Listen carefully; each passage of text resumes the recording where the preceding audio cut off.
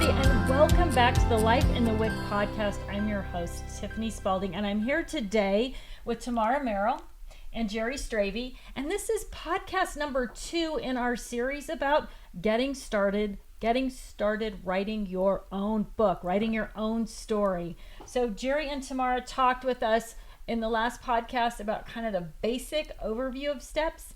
Today we're going to talk about the actual process. What are those steps within the steps that you're going to take? So the process of writing. Are you all ready? We're ready. Definitely. Okay, let's jump in because here's the hardest thing to know. How do you do it? Like what is the very first thing in the process of writing? You need to schedule the time to write. You need to say to yourself, I am going to do this, and then you need to be consistent. So like scheduling, like just put it on your calendar. Just schedule it. However works for you, commit. I am going to write every day and then do it. Or I'm going to write once a month, but do it. Whatever your commitment to your writing is, you need to actually physically schedule the time and be consistent. Okay, how much time? Depends on how much time you have in your life. If you're the mother of small children, maybe you can only schedule 5 minutes a day or 15 minutes a week or an hour at a time. All it takes is a schedule where you promise yourself, this time belongs to me and I'm going to use this time to write. What about you, Jerry? How much time do you schedule to write? Well, actually, I don't schedule it by time. Well, I look at it. Hitch and our get along here, Jerry. We thought we had a plan. Yeah. Well, for me, it's like number of words. I have a prescribed number of words that I would like to get to every day, and it's kind of funny. It doesn't always work that way. Sometimes I write more, sometimes I write less, but I try to average out a special number of words. I got that from Stephen King, actually. He does that every day. I did read that years and years ago about Stephen King. Like he writes like 20,000 words a day or something. No, he writes 3,000. 3,000 words. So he starts at 9 in the morning and he hopes to get done by 11 or 11:30. And if he isn't finished by that time, he has to continue writing before he can go out and run errands or go play or whatever he's going to do, right? Okay, Yeah. So 2 ways to do it. You Right. can block off time, a little bit, lots of time, whatever it is, or you can set a goal for how many words Right. you're going to get down in a day or over the course of a week or however. So That's time right. or word count. Okay, so that's your first thing. When you're talking about the time, and you asked me earlier how much time it's up to you, I personally schedule 2 hours a day. The first 2 hours of my day is when I write. Okay, so that is a question, I guess. So if you're going to write for 2 hours, or if you're going to write 3,000 words and it takes you about 2 hours, how do you keep yourself focused for that entire time? Especially because if you work from home, it's really hard. You're like, I could start laundry, or I should go get the mail, or I could do this. So how do you actually, are there any tricks to buckling down? I think the trick is you resist the impulse. You have to keep your seat on the chair. You will not write if you're out doing the laundry. The laundry actually can wait until your time or your number of words are up. If your baby's crying, okay, you might have to get up and go do something. But you consistently need to allow yourself to have the amount of time you promised yourself or the number of words you promised yourself. And I think number of words is easier when you have an inconsistent amount of time. I'm fortunate, I'm retired, I can do whatever I want to do. So I can say from 7 to 9, I am not going to answer the telephone, I'm not going to answer the door, I'm going to pretend I'm not home. I wanted to add something to that. Real life writing, writers, sometimes we are stuck. And I don't want to call it writer's block, but we're just not sure maybe how to write something. And what I do, and I have the luxury because I'm doing number of words, I will sometimes stop, get up, make a cup of coffee, or go for a walk, or actually, do something that just distracts me for a minute so I can come back and attack it. But the whole idea is I am bound till I get that number of words in there, okay? So by the end of the day, come hell or high water, you are going to finish your words. In an ideal world. In a perfect world. Do any of us live in a perfect world? No. I think this is a perfect world here, right? This is a perfect world. Yeah. Maybe this is a perfect world. along those same lines, I trick myself. So when I finish writing for the day, I write the next line of the next thing I'm going to write, and then I go away. And when I come back in the morning, I read what I wrote the day before, and I know exactly what to finish that paragraph that I started. So I trick myself into having a kickstart every time. Perfect. All right, good. So it's interesting. Also, I've done some reading about motivation, and for certain people, going outside is a really, really important, kind of what you were saying, like I'm just going to step away and come back. So one of the keys, it sounds like, is knowing yourself. Like, what are you, what works best, just because something works best for Tamara or Jerry, you may need to modify that to something that works best for you. And sometimes getting outside, they call it a green fill up, actually, in the book that I was reading, like it's just kind of a refresh for your brain. So, okay, so you're going to schedule your time. And then what are you going to do? What is the physical process? What happens next? Well, now you need to start actually writing something during that physical time that you're sitting there, because otherwise you're just sitting there. So I have an idea for a book, and my physical process is that I get this idea and I carry around a journal all the time. Everything I have, there's a journal somewhere on my person. And so I start jotting down things in the notebook, and I write my plot in the notebook, not word for word, not what's going to happen from the beginning to end, but the overall general outline of this plot. And then, as an example of that, we talked about it when we were prepping for this. You talked about... so sure. The last book I wrote was Just One More. And I knew that I wanted to write about a female serial killer who talked to crows. And that is the whole story idea. The second part of that story idea was an old nursery rhyme: one I love, two I love, three I love, they say. And I thought that I was going to write to that nursery rhyme. So in my plot book, I have that whole nursery rhyme written down. And so she was going to murder 13 times following this nursery rhyme. And that didn't work. But it is the first in my plot. And all throughout my book, that nursery rhyme kept my plot on track, even though I ditched the nursery rhyme along the way. But because I knew that that was the plot, I also knew that the number one character was going to be a girl named Harriet, and she was going to be 9 years old when the book started. So I started skip a whole bunch of pages because I like to keep the plot together and the characters together. And I have a third section for scenes, like places where it takes place. But so I flipped to the character part, and I wrote Harriet, and then I went on the internet and I looked for the worst last name. And so if this is your last name, I'm very sorry, but the Google search came up with the worst last name was Blim. And so Harriet's name is Harriet Blim. And that page for Harriet simply said she was 9 years old. Okay. Then I started writing the book. Few days into it, I added to the character plot that Harriet had curly hair, that Harriet was a championship speller, that Harriet had a very dysfunctional family, which led to more character sketches. I start with the character sketches, and all the time that plot is growing. Because as I'm writing, I'm adding to the plot. By the time I'm halfway done with the book, the notebook has the plot clear to the end. And by that point, it's changed considerably. But you don't have to start with anything major. Like she's saying, her first plot, the whole story in a sentence, boom, one serial killer who talks to crows. So it doesn't have to be crazy, right? No. So it's kind of like writing a business plan. Some people write 1,000 pages. Most people could get it done in a page. So it's kind of it. Don't start small, but start filling in the details as you go along. Now, what about you, Jerry? How do you do it? Do you do the same thing? Do you physically hand write it out in a notebook? No, I don't. That's the good news and the bad news. Because I don't write it out. Actually, I keep it all in my head. And sometimes it gets a little confusing. You can have a blue-haired gal end up with green eyes later in the book, and you're going, whoa, that's when, we'll get to this later, that's when you're glad you have a good content editor. But no, I don't write these things down. I kind of develop my characters along the way. I have, and you'll hear a lot as we go along, I have a rather analog brain. And typical dude. Yeah, it's typical. And so I know what they're going to look like as I go along, and I try to keep it straight. So no, I don't have all these notebooks and what have you going on.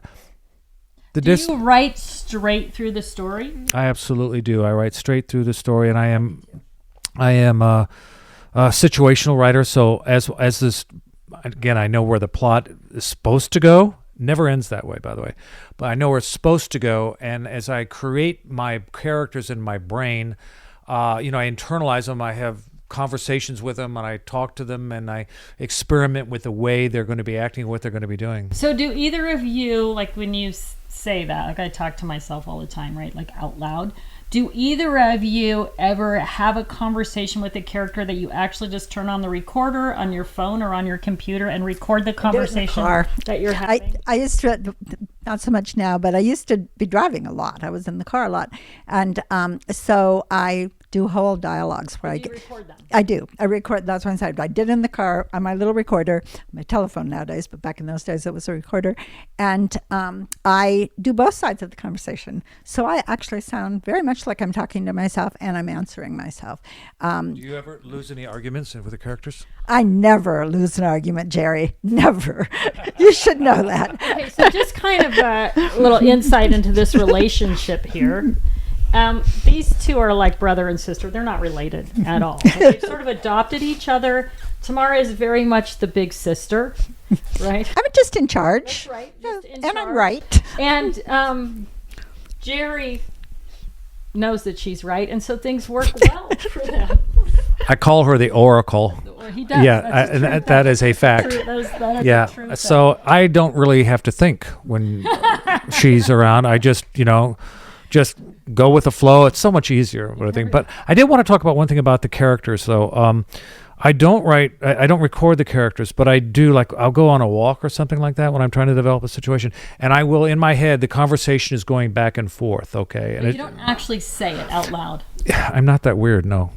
No. I know, So, I say it out loud like I said, I'm not that weird. We are related, though. Yeah. So, yeah, but that's the way I do it. And again, if I could only get back to this, these characters, like with so many other writers, they take a life. They take on a life form in your life. I mean, but also conversely, when the book is over, they're done. They're no longer my friend. I moved on to something else. Right? Yep, they've been dumped. Yeah. All right. I use them. You use them. I'm using you. That's actually a really interesting thing, because one of the things that happens to us as writers is people years later, my first book was a book called Family Lies, whatever the name of it was. And people will say to me, so why on page 32 and I'm thinking, who? What are you talking about? I don't remember who you're talking about, which is kind of embarrassing. But it for a while, she's my daughter, so I probably shouldn't say this out loud. But for a while, your characters are more important than anything else in your life. When you're at the point of your book really rolling, they're your best friends. They're your worst enemies. They're the people they're in your life every single minute. And you can be doing something else. And there's this little piece of your brain going, so I wonder what Sylvia would do right now. I bet she's, it's just weird how it is. They're more real. We're not actually schizophrenic, but they're more real than reality. All right. Okay. So I want to say one thing. We got to move on. I know we do. Okay. Quick. I just finished a book, and it's going off to the editors now. I have another book, and it's always in the back of my head, this next book, okay, what's going on? It never leaves you. So be prepared. If you start writing a book, you may have this mental disorder that they've got. All right, maybe with you forever. Okay, so you do longhand. You just start out writing, like it's all in your head, and you write digital. When you're actually ready, what program do you use? Like, what's your digital program preference and why? I actually use Scrivener, which is a software that is meant for writers. It is meant for all types of writers, screenplays, stage plays, nonfiction, fiction, and it has different sections in it to use for each kind of writing. The reason I like Scrivener is, first of all, I'm computer literate, which also helps. See how this goes? So, and it is, but I like to write a chapter at a time. I write from the beginning of my book to the end of the book, and I like to keep my chapters separated, and I often rearrange them. So in Scrivener, I can actually write inside a chapter a scene at a time and then move them around with easier than I can in any other word processing program. So I use Scrivener. It's not particularly expensive. It's about $45. If they're Annual or no, it is one-time pay, and it's on both Macintoshes and PCs. And the other piece of Scrivener that I really like is when I'm done with the book, I can push the file, format, and have it ready for publication. So it's all one step. Do you use Scrivener also, Jerry? I tried it. I didn't like it. Tried What it. do you I didn't use? like it. I just use my Word program inside. Why do you think you like Word better than Scrivener? Because Word is more closely associated with my analog brain. It's just Scrivener. Well, I think it's a marvelous program, and I have tried it, and I was really excited about getting into it. I thought it could do all these wonderful things. That is not the way I think. I don't write one chapter at a time. I march forward and go through it. So for me to have to go back into Scrivener and organize everything and adapt to the way they do things would slow me down, and I would get... Do you write your whole book in one document? I write my whole book in one document. And so... Now, there's advantages and disadvantages to it. I wish I could use Scrivener. I don't think that way, okay? So I do, and I encourage all of you writers out there, do what works for you. Go out there, associate with people who are in the industry, but then do what works for you. That kind of goes back to what you were saying. If you, before we talked about your support groups and meeting other groups in the industry, it gives you an opportunity to just ask people and then kind of try things out. What is going to work best for you, and you can probably switch it up in the middle, right? Oh, absolutely. So if you started Absolutely. you go Yep. over to Scrivener? You certainly can. And if you are a Macintosh person, you write in Pages. It makes no difference. We just both happen to be Microsoft people, but Pages works exactly the same way, and you can switch it up at any time. Okay, good. Okay, so you've done all these things, and now the next thing is finishing the book, right? What does that mean, finishing the book? That's my question? Oh my You gosh. get the hard ones, Jerry. Okay, so finishing the book. Type the end. The end. Well, Committing to the fact that you're done. I mean, is it hard to commit to the finish? Is it like what? no, it's not, because I know I'm there. All right, it's like There's nothing else rattling around in your head. no, that's a good point. I mean, there really isn't anything rattling around my head. You know, okay. Most of the books I write around 80,000 words. I know when I'm hitting that 60,000 word mark, it's time to start pulling this together. This comes back part to writing to market. Most people don't like big, thick books, okay? And it's changed over time, okay? But they would like to have a manageable book. And I know I'm at 60,000 words, and if I'm writing to market, I need to move this thing along, right? So I know the end is coming, and I just start pulling it together. Now, I may end up with 95 or 100,000 words, and then the editor's going to come in there and strip some of it out, okay? That's okay, all right? Okay, so- but you just know. You're going to finish, and then you're going to send it to editing, and they're going to strip it. Then you're going to send it to editing, and then they're going to send it back, and then you're going to edit again. And then you can say, I'm finished with this book. Okay. So you finished your book. What's the next step? How am I going to publish this book? What do I actually want to do with this book? Will I go traditional? Will I go self-publishing? Am I printing 7 copies, or do I want to go wide? Okay, so when you say, how will I publish, traditional or self-published? So what, Tamara, Okay. what does that mean? What does it mean to go traditional? Yes. Okay. Traditional publishing means you use one of the big 5 publishing houses, Random House, et cetera, et cetera. In order to do that, you need an agent. So once your book is finished, and you can't do it until your book is finished unless you're a known writer, you send out query letters, and you ask for someone to represent you. And when you find an agent, they send your book to the traditional publishing houses and find a publishing house that wants to buy the book. And there are lots of pros and cons for why you would go traditional versus self. But the pros and cons in traditional publishing is that when you finish your book and you sell it and you get that advance, you've lost control of your book. They then do all of the editing for you. They choose the cover design. They always change your title. It becomes their book. The good thing about the traditional publishing is there's gravitas behind that. So you have their marketing arm, you have the insignia on the back of the book. It is easier to sell to libraries. It is easier to get big name interviews. So those are probably the biggest reasons to go with traditional, with the added caveat of that agent who will help you market and will get you on talk shows and will market your book because she gets paid by how many books you sell. Okay. So then the other option is self-publishing. So I have a question for Tamara first. Okay. My question is, what percentage of authors get agents that get published by major publishers? Oh my Lord, it's so small. I don't know. It just came out. It's extremely small though. They get agents. Yeah, they get agents. Like maybe less than 1%. Probably. You know, it's so the real world is you are going to self-publish more than likely, okay?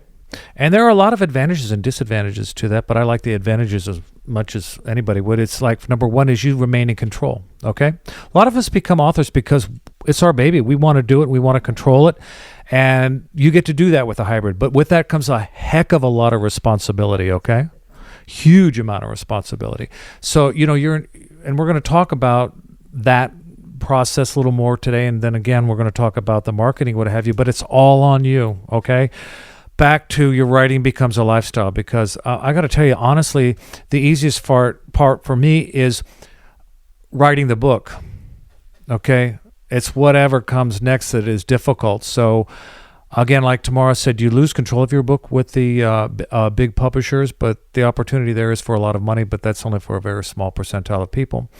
So I like also about the self-publishing is the fact that I learned so much, you know. Right. It's just absolutely amazing what you learn. Keeps your brain going, and again, you have more control. It's expensive to self-publish. Honestly, you can spend anywhere from $3,000 to $8,000 doing everything you're supposed to do. Okay, a little more than that. We don't want to scare anybody away. We have another podcast coming out. We should tune back in. But I would say that I honestly spend somewhere between $5,000 and $8,000 doing it properly, and most of that is caught up in the editing, and the rest of it is in the marketing. But again, it's very fulfilling, and it's the way that most of us have to go. So, you know, climb aboard, self-publish. I want to say one of the biggest pros for self-publishing is, surprisingly enough, you actually earn more money, because when you traditionally publish, yes, they give you a nice little buying advance. They bought the book, you get your advance, but you don't earn any more money until all of the costs are paid off. And your royalty is a smaller percentage of those $5 that are out there to split up, you know. It is incredible. I was reading up not that long ago. My mom and I were talking about this idea for a children's book, and I started looking into that, and it's pennies. When you work with a major publisher, you get pennies for every book that's sold, and when you sell your own, you set the price, and you know what your marketing budget is, and so there's all of those things. Okay, so we've chosen an agent, or we're going to self-publish. We finished the book, and now there's something called a content editor.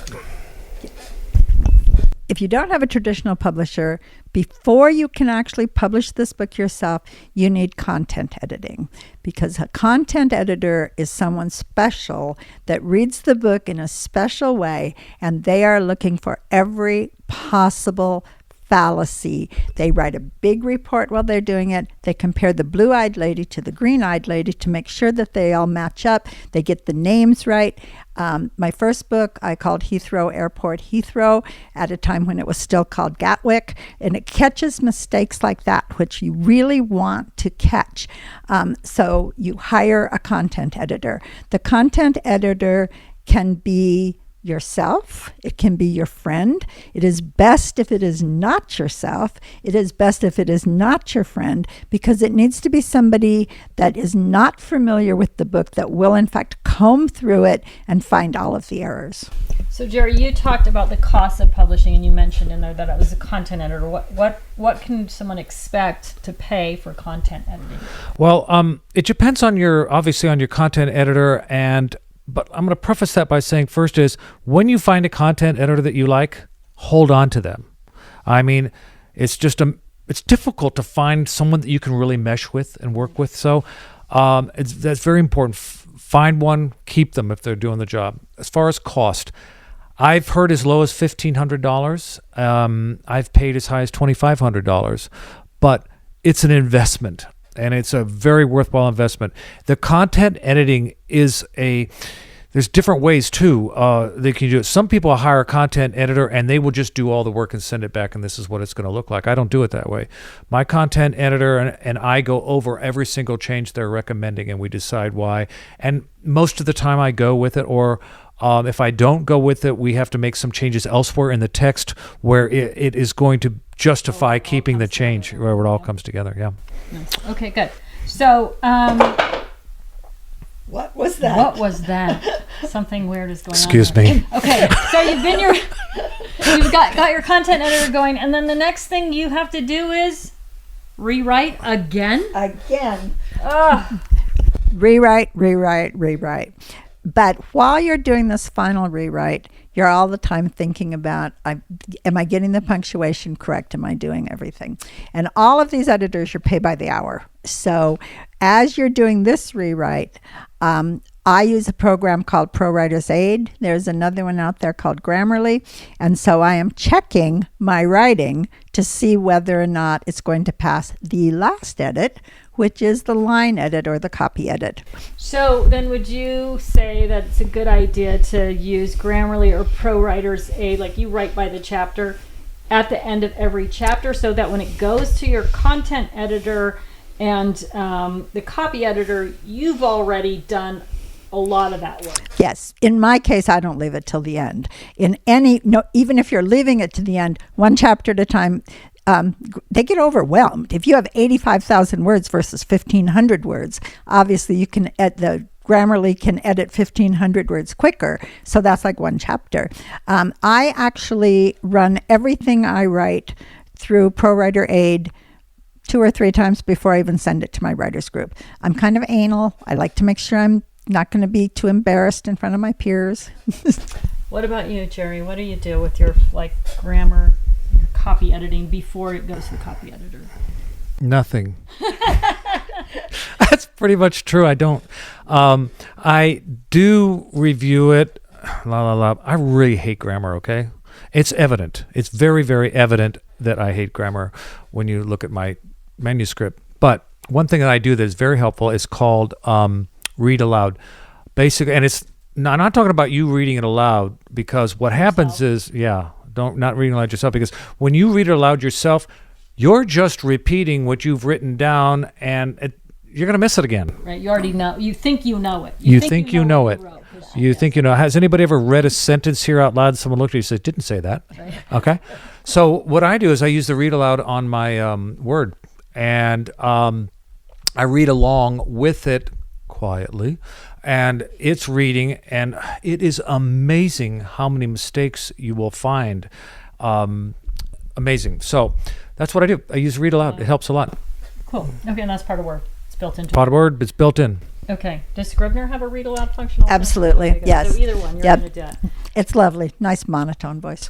I'm sure. It's nothing like the Audible people, No. right? It's nothing like that. I use the Japanese geisha girl to read back to me. Which is why he never puts a quote mark at the end of a line. Periods are flying all over the place. What's going on here? Okay, so the process of writing. Schedule writing time. Tamara does it by hours. I do it by the amount of time I'm going to give. Jerry does I do it by word count. Okay. Once you do that, then you start actually writing the story. You can do it like Tamara does. I plot longhand and I character outline longhand. Jerry. I just go mental and just out it goes. Okay. And then you choose what program you want to use. Yes, use a word processor. Doesn't matter what one you use a word processor. The days of the manual typewriter are gone. Use the word processor so you can correct your errors. So you use? I use Scribner. Jerry And I just use the word program. chooses Word. Okay, you're going to finish your book, and then you're going to... Like, we're so over editing already, We are right? so We're over editing. And then the next step is choosing a publisher. So your choices are? To go traditional, Or to self-publish. Okay. There's pros and cons to both. We talked about those. And then you're going to hire a content editor, which is different than a copy editor. So Tamara, a content editor. a content editor checks the content. Is there continuity? Is everybody's the same character all the way through the book? And then a copy editor. Copy editor is my lifesaver because I hate doing grammar, and they go there and they get those periods and those commas and those quotation marks. So will your copy editor ever comment in the same way that a content editor would comment? Not typically, but I am fortunate that I do have a wonderful line editor that actually reads for content. It's just a bonus, and sometimes I get some feedback, and I'm so grateful.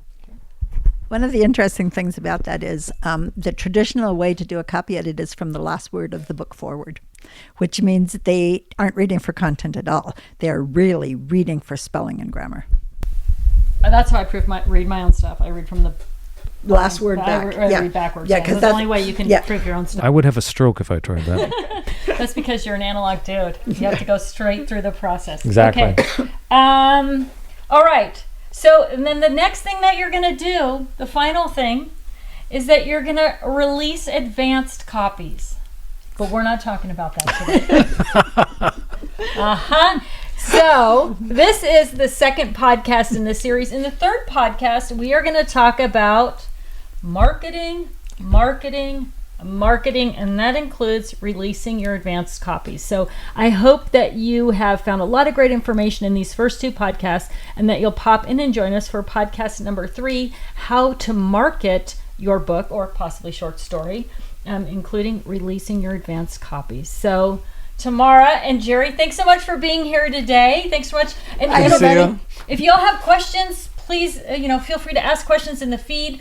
This podcast is going to be posted on all of our websites, so we will try to keep an eye on those comments and make sure that your questions get answered in the feed. If you are watching on YouTube or Pandora, or I think my stuff is on Google Podcasts, please be sure that you like, subscribe, and click the notifications bell, and that way you'll know when the next podcast gets released. Thanks for tuning in today. We'll see you for the next episode, number 3, marketing. Take care, everybody.